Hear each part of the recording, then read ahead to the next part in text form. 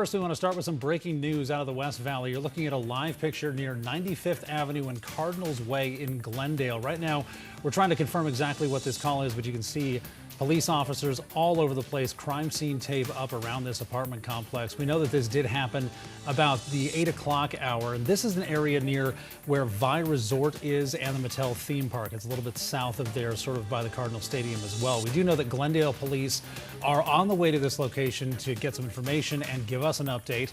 We'll, of course, continue to give you updates and continue to follow this and keep you updated when we know more online and on air. We also have some breaking news right now out of North Phoenix. Union Hills is closed under the I-17 after a serious injury crash involving a motorcycle. Phoenix police tell us this area will be closed for several hours.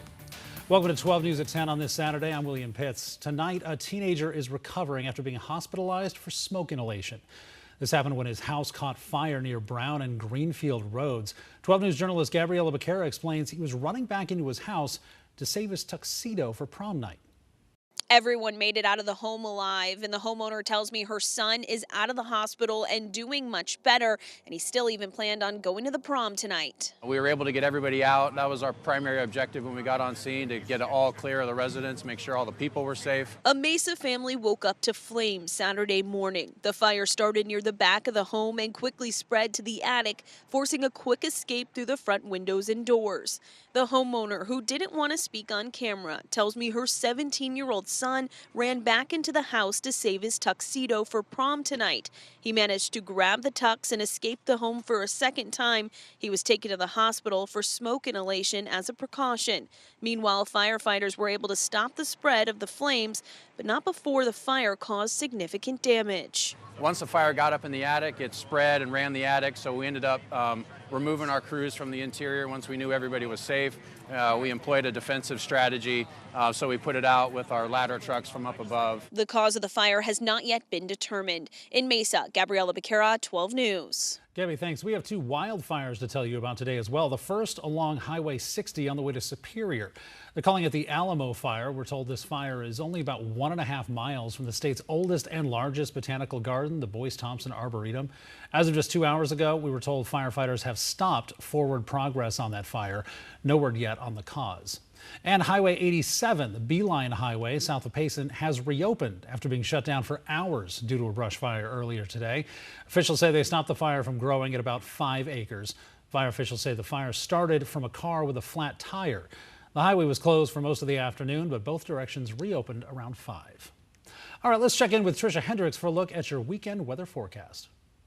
I hope you had a wonderful Saturday. It was a perfect day for the girls' last soccer game, and we are soaking up these beautiful temperatures on our Futurecast, a rain-free forecast over the next several days. So nothing but sunshine. I will take it as long as we can avoid those 90s as long as possible. Just nothing but a little bit of water vapor making its way through the region right there. We do have some weather alerts I want to mention, though, because if you are traveling, this is something to be cautious about. A fire weather warning going into effect starting at 10 a.m. tomorrow morning, and that will remain in effect until 8 p.m. tomorrow night. Also, some high winds up in the higher elevations, also eastern and southeastern Arizona, and that high wind warning will go into effect at 11 a.m.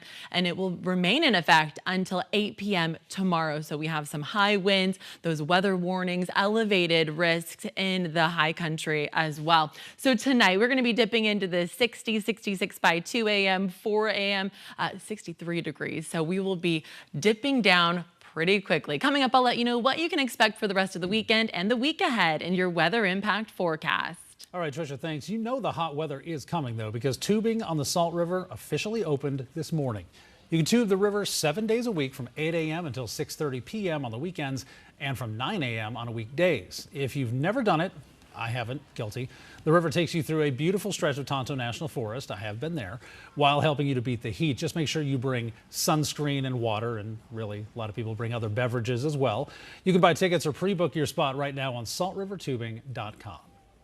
And as temperatures rise this week, people will, of course, start hitting the pools, the rivers, and the lakes to cool off. So earlier today, the Glendale Fire Department hosted a water safety workshop to teach the importance of supervising kids when they're near water.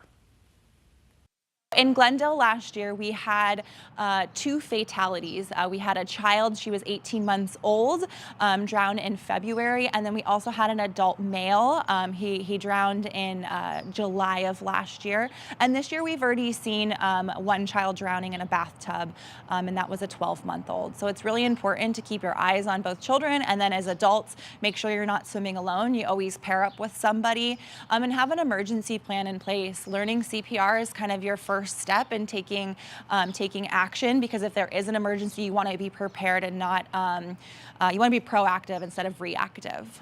Yeah, very, very important. During this workshop, they also emphasize getting your kids swimming lessons, putting up pool barriers and fences and locking gates, and as you heard, CPR training.